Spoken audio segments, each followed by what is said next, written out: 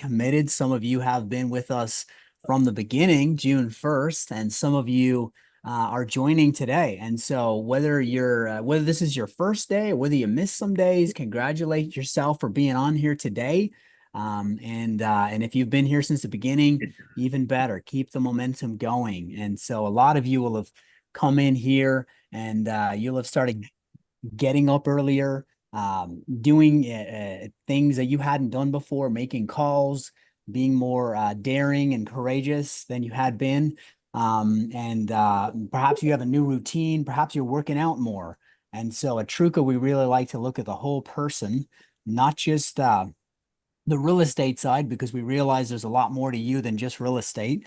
And so I want to congratulate all of you for coming in here today. So welcome everybody, day 55. Go ahead and post your energy level in the chat. Let us know how you're feeling. Hopefully we see lots of 10s in there. And if you know me, I always post 10 because my philosophy is if I'm alive and I'm above ground, it's an amazing day. And so I'm very grateful to be with you all today, and welcome to day 55. We got Valerie's at a level 10. I love it. Awesome stuff, guys. Great to see you all. All right. Well, we're going to have Andrew popping in a little bit later today, and we have awesome Coach Judy and Ahmed hanging out in the background here as well, who have done combined hundreds of real estate transactions. So there's phenomenal knowledge here. And one of the beauties of coming into a community like this is I think one of the first steps to success is surrounding yourself with the right people, surrounding yourself with winners, people who have what you want, and getting on that track. That's really step one. And after that, it's copying exactly whatever they're doing to create the results that you want. One of the first things we're going to touch on today is we're going to talk about, hey, Ahmed's 15. I like that. And it might be because he's on a boat. I'm not sure if he's consuming any alcohol, but I have no information on that, but he is level 15. I love it. But one of the first things we're going to talk about today, guys, is focus and the power of focus. We've all got this cell phone here, and it really is a weapon of mass distraction. And one of the things I want you guys to ask yourself is, are you using your phone or is it using you? Because if we're scrolling and 45 minutes have passed and an hour has passed and it's another hour of wasted time, the social media giants are winning. And so we want you guys winning. So definitely control your focus. Make sure you're using your phone to your advantage, but using your focus to control that the direction of your life. Because where focus goes, energy flows. I'm sure you've heard this from Andrew and Leo a lot. So definitely control your focus. Make a commitment. Tell yourself today that you're going to start to control your focus at a higher level. And small commitments will lead to bigger commitments. And then you'll build more integrity in your own mind and your own self. So definitely want you guys to be mindful of focus, as I'm sure you've heard Andrew and Leo touch on a lot. And what I also want you guys to think about is, what is it that you want? A lot of you guys have heard Andrew and Leo talk about what is it that you want real estate to do for you, and really use that as a vehicle to get what it is you want. And as you control your focus, as you focus on what it is that you want, be specific. Is it an income level per month? When you look at the annual, the yearly picture, what is the total income you want to make from NRODs, cash outs, and be specific. Write it down, read it every day. So definitely be thinking about keeping your energy up, controlling your focus, and focusing on what it is that you guys want. The first thing I'm going to touch on before we bring Coach Judy in here is I want you guys to be thinking about your lead sources. I know you will have heard Andrew say many times that you want to have at least 3 lead sources, because if you're only focused on one and it's not producing a lot of leads, it's just going to hamper you. So one of the first ways that we can do that is, and I'll just start with free and cheap leads, right? So if we start with free and cheap leads, and let me say, you guys can get phenomenally very high quality level leads from free and cheap lead sources. The first way I'm going to touch on is outbound. I know you guys have heard this before. Years ago, I made like 7,000 or 8,000 outbound calls in a very tough industry. And I got to say, real estate calls are definitely easier. I'm just going to say that because some of those people hanging up on me and cussing me out, making the outbound calls to real estate were a lot more. I'm just simply asking, hey, I'm asking about the house you have for sale. Pretty easy question. So for outbound, we all know we got Facebook Marketplace, we got Zillow or Trulia, which is owned by them, and then Craigslist, right? Or Fizbo.com, for salebyowner.com. Those are some great resources that you can have in your toolboxes as one of the three strategies for creating leads. So definitely be having that as one of the items in your toolbox. I've seen Ahmed and Andrew make many outbound calls to Facebook leads and produce high quality leads and close deals from that as a lead source. So that's number one. Number two, another free and cheap lead source is business cards. I want you guys to think of your favorite local restaurant, tire shop, auto repair shop. If you've built a relationship with that vendor, go down to your local vendor and say, hey, after you've gone to free and cheap, supercheapsigns.com, you get your business cards. I buy houses cash. And what you're going to do is you're just going to pop your business cards on their counter, and you're going to say, here's $100. I'm going to pay you $25 every time I get an inbound call from those business cards. Then I'm going to pay you $500. You can move the numbers around, but I'm going to pay you X amount, three, four, $500 every time I buy a house. If you hand them $100 and put your business cards there, I guarantee you they're probably going to say, sounds great to me. And so that's a second lead source you guys have.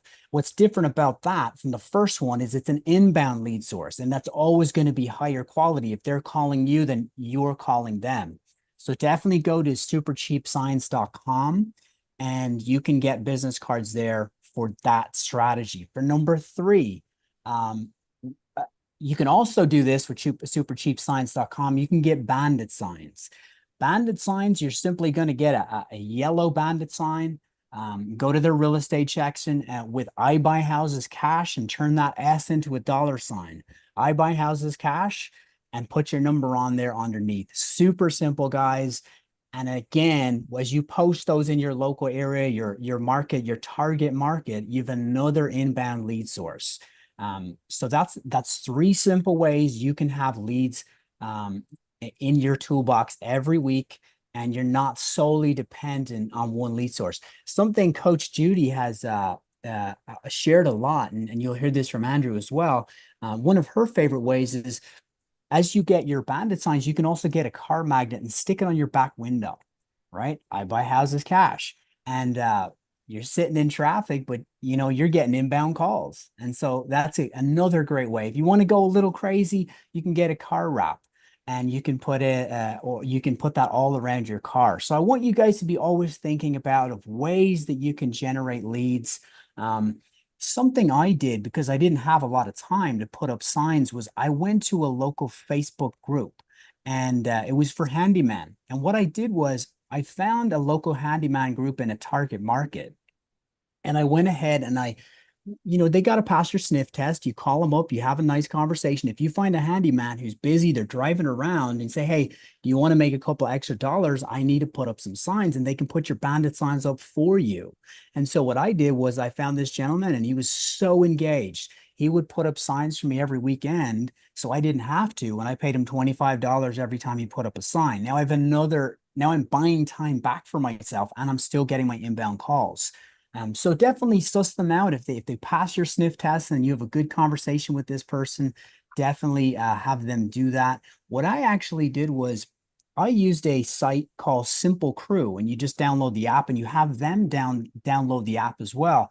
And the cool thing about Simple Crew, guys, is they will actually you will have your handyman or your hired hand to put up your signs to post those pictures for you, and it will be GPS located via the app. So that's a cool way to see, hey, this guy really is putting up the signs in my target area because I can see him on the app.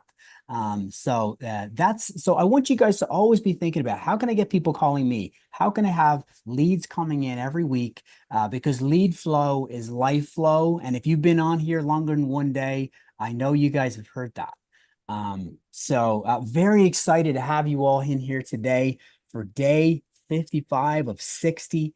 Somebody was asking the other day, are we ever going to do this again? I'm not sure. I know Andrew may consider it. And so we will see what happens though. Good to see you, Andrew. How you feeling? Brother, you're dropping the fire. I'm feeling awesome. How are you?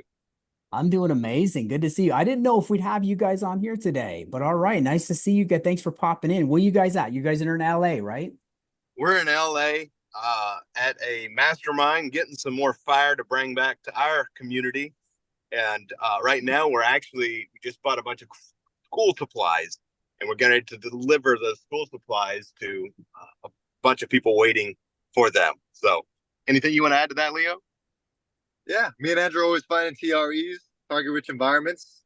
We knew there was going to be a time in these 60 days where we just would not be able to be on the whole entire time on a 30-minute call.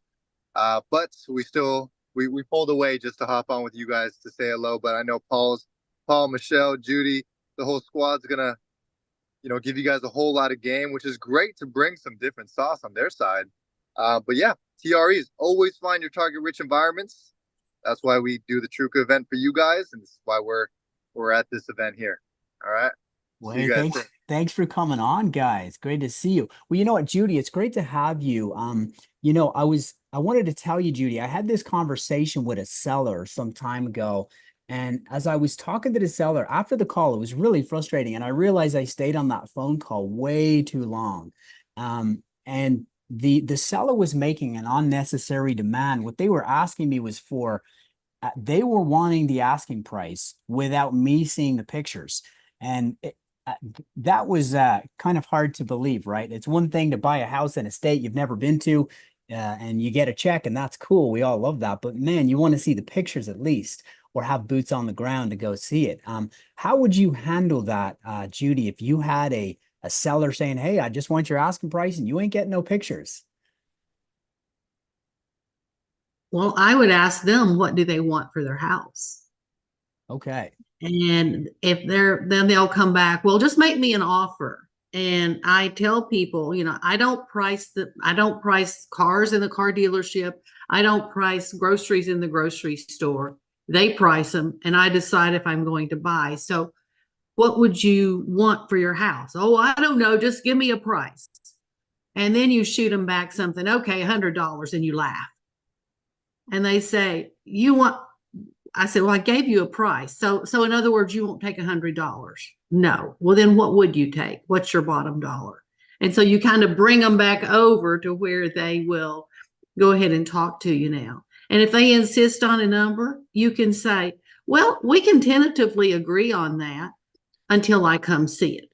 And if I come see it or I send somebody to view it, then we may adjust that accordingly. Because all you're doing on the contract is you're saying, I intend to buy the house and I'm wanting to buy it at the best price I can get it. But I want it to be a good deal for both of us. So if they have to have some assurance, yes, we can do that number if it looks like what you're telling me it looks like. Can you send me some pictures? And I've had some that do. I had one send me pictures about a month ago, and they were taken on a rainy afternoon, and he didn't turn one light on in the house. And I said, well, can you take a picture of the bathroom? Can you show me what it looks like in the kitchen? What are the floors like? Well, those pictures weren't the greatest. So then he did go outside and take a couple, and it's getting dark. We haven't quite come to an agreement on that house yet, but we will. Because the house is in bad shape. It's one that he got from his parents, and he just wants it gone. He doesn't really know he's afraid he's going to get taken advantage of, which that's one of the things a lot of the time when people want you to give them a price, they're afraid you're going to take advantage of them, especially if they've not sold a house before and they don't really know how this is going to work. Like I called, I spent a few days or a few hours the other day making phone calls. And in that time, I got 3 that told me yes. And they were all for terms. One of them, the first one was like, well, I don't know how this works, but it sounds really good. Can you just write it up like that and send it to me? And it was for what they owe. So even though they didn't understand, when I told them we always close with an attorney and we will write up a document that comes back to you. And with that one, I told them, I said, we will put this into a trust and then you will assign the trust to me. And they're like, okay. So once you are willing to explain some of it to them and just explain you're not belittling them, but you're in just a bit of an authoritative voice, but this is what happens. Not when they say, well, how does it work? Well, I don't know. We just been doing this, or this is my first deal. They're going to say, I'm not going to be your guinea pig, and they're gone. Yeah. So you have great ways to really let their guard down, using humor, just having fun. Is there ever a point where you're like, man, this is a conversation I'm going to end quickly because that person is not someone you ever have those conversations where you know in your gut you don't want to do business with this particular seller? Yes. And how do you handle those? You quickly exit the call. Sometimes I'm like, I've got to catch this call. Yeah. And I just end it. I don't tell them anything. Oh, I've got to catch this other call. I'm sorry. And I'm gone. If I don't want to talk to them and I don't want to call them back, just get off the phone, because sometimes and even if you're going to move forward and you've made an arrangement, but it's going to go down a path that you really don't want to go down with that seller, just say, well, I'll see you on Tuesday, or I'll call you back on Tuesday, and we're not getting hamburgers. I'll get back with you and we'll talk over all the details then. Yeah. But especially if there's something you don't know, don't let them lead you down a path of your guessing. If you don't know, get off the phone, find out the right answer, and then get back on. Yeah, I've heard you say before, I'm not sure the answer to that, but I'm going to go ahead and come back to you in 24 hours. And then you just pick a time and you follow up with them, which is great. And let me ask you this, for a lot of folks that are starting out, one of the most important things they got to do is they have to pick a market.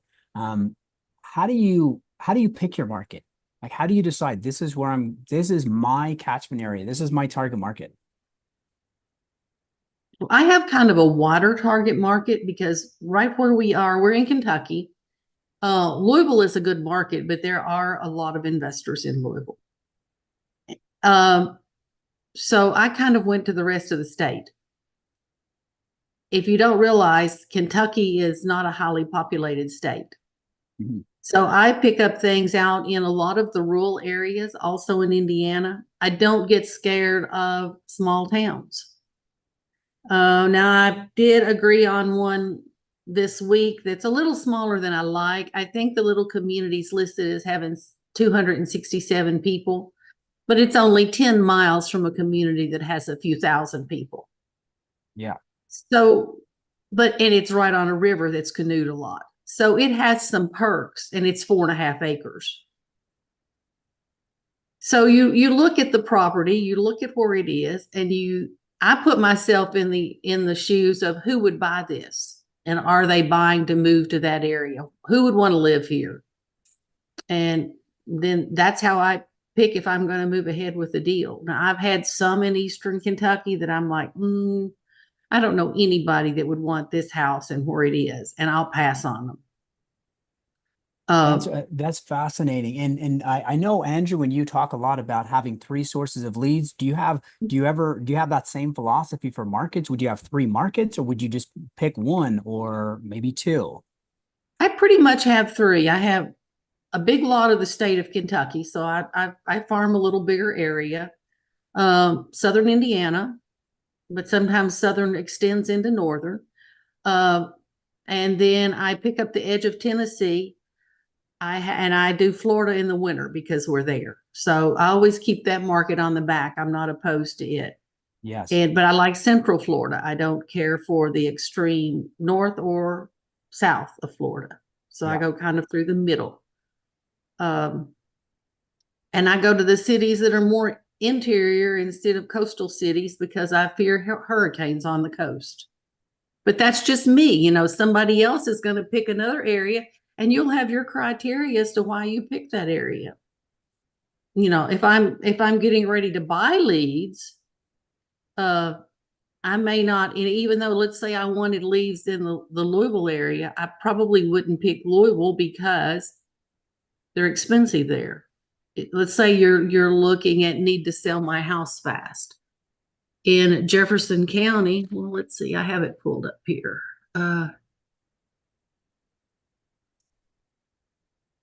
Hey, I see we got our coach Ahmed on here too. Great to see Ahmed here too. I know Ahmed has probably done, man, maybe 100 transactions too. I think in one day he closed 3 deals. So great to see you on here too, buddy. I don't know if you can hear us okay, Ahmed, but it's awesome to see you. Thanks for popping in. We had a question, and I would love to see what your impression is of this, Ahmed. We had a question the other day about someone interested to buy mobile homes, and I know mobile homes can be quite lucrative, but this particular mobile home is in a 55 plus community. Have you ever, purchased mobile homes in 55 plus communities? Any experience with that? Any comments if you came across a property with a seller in a 55 plus community? Brother, I will tell you, I'm still smiling because you said Coach Ahmed. I was like, heck, I didn't even know I was a coach, but I appreciate it. I appreciate the comment. I will tell you, Paul, not specifically when it comes down to the 55 plus communities. When it comes to trailers, there's one factor that makes or breaks the deal right out of the gate when it first starts. And that's whether or not the trailer comes with the land that it sits on. So if the seller owns the land, great. We can buy it subject to wraparound, seller financing, cash, the wholesale, the whole 9 yards. The sky is the limit. And those are great deals with a whole lot of money to be made. There are lots of buyers out there that love to have trailers out in the country with some land around it.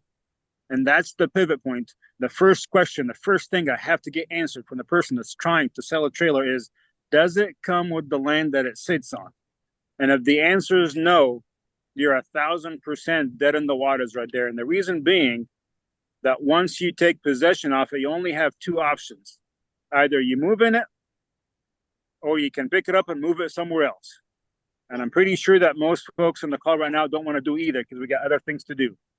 So until it actually comes with the land that it sits on, it's a no deal. And that's your first objective. Once you establish that, it doesn't matter if it's plus 55 or minus 45. You can work all that stuff later. Get that established first. And if it is, work out the numbers. If it makes sense for them and for you, then the last obstacle to overcome is that, okay, if it's 55 plus, if there's some kind of HOA fees we have to worry about, is there some kind of regulations in the community that we might not be able to lease option it? That would be the last hurdle we have to look into. Yeah. And the thing about 55 plus parks is that a lot of times you can have lot fees they're almost like a different rent fee in itself or a different mortgage payment in itself, sometimes north of $1,000, depending on the area. So, but immediately when you see that this does not come with the land, you're out of the deal. So that's great advice for folks. If you see an attractive property out there and maybe it has a good price, but if it's in a 55 plus community and it doesn't come with the land, best to stay away from that.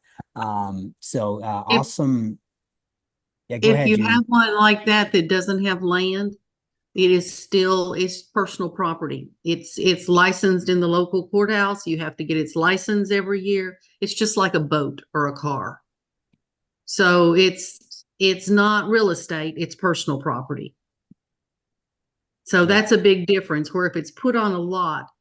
And another thing, if you're in 55 plus in particular, find out if they can be rented because most of those will have you have to be approved by the office or the board and see what that is, if there's an approval and if you can rent them either long-term or short-term. So they have some stipulations, just ask about them and then find out if there's an association fee or HOA. I don't have a problem with the ones that are like Ahmed said, on land.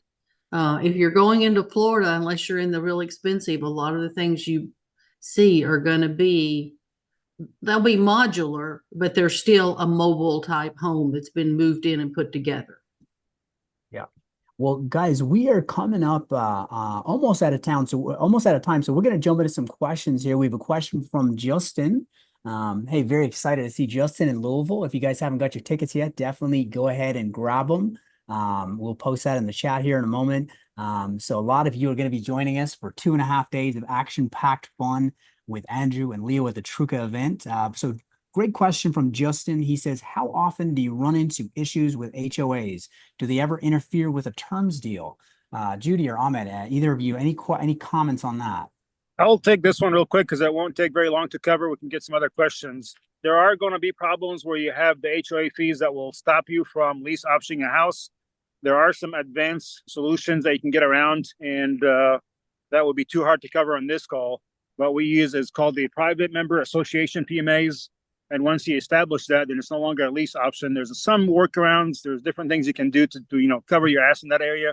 But obviously, I would at that level, I'll stay away from them for right now. There's an abundance of deals out there you can cover and take and get, make money off, and just kind of stay away from that until you actually learn this advanced skills. Yeah, I love that. And Carrie says, years ago, I bought and sold a mobile home on a note. They were in parks. I worked with the park owners. They loved that business. Me, worked with them. I did not rent, but I sold on a note. So now and then we can come across those deals. All right. Next question here is the Boss Low Mentoring Program tax deductible? I think it is. Judy, any comments on that one? I would say, depending on your structure, it's definitely included as training. So it's continuing education. Just document what you've spent, everything with it, and give it to your tax attorney, your accountant. Okay, gotcha. A quick sentence, Paul. A quick sentence that I heard from a very rich guy in the past that I met, and also an accountant. He's like, if you own a business and you pay taxes, you're doing it wrong. You should not be paying taxes if you own a business. Everything is deductible. Yeah, that's right. Amazing advice, guys. So, and of course, we're not accountants or attorneys, and we don't claim to be. But hey, we've seen some things. So, the next question here, Ahmed. Let me ask you guys this, because I know you've done so many different types of transactions, Ahmed. In your experience, do you guys ever buy land, or is that something you typically stay away from? It would have to be a pretty sweet deal on a lot of land in an area that we have connections to pass it on to a developer. We would never take the land and actually find a project for it. That would be incredibly rare. But if it's a contract that we can kind of wholesale and pass it on to somebody else, and I'm not talking about an acre and a half, because that's just not worth it. I'm talking about like a couple of 100 acres somewhere that could be developed commercial and residential and a mixed use land. Yeah, a deal like that comes in front of you on terms. Absolutely. I'll contract the damn thing and I'll find somebody and I'll make me a couple $100,000. Sure. Beautiful. Next question, Ahmed, is from Ned. He says, do you have any advice for someone who loves their full-time job outside of real estate, but also wants to build their real estate portfolio? I often hear about how to get out of a job that you hate. Sure. And I mean, can you share with us what he does for a living? Yeah. What does Ned do? Any comment? And drop it in the chat there, Ned, to tell us what you do about this job that, well, I guess he loves his full-time job though. Although maybe he hates it. Yeah, not quite sure. My answer is probably going to revolve around what he does for a living. Yes. So if I know that, it would be more helpful. Yes, and of course we all know Ahmed made a phenomenal transition out of the police force. We've seen Glenn do that too. So, but the first thing is controlling our focus, figuring out what we want, and getting on the track. So, well, guys, while we have to get back to us, I'm going to cover this in the short version. If you can find a way to incorporate your current career while building, like to incorporate the two goals together. I don't know, if you're a teacher, for example, great. Why don't you focus on finding houses close to schools so you can move low income or families that need help towards closer to the schools that the kids that live in?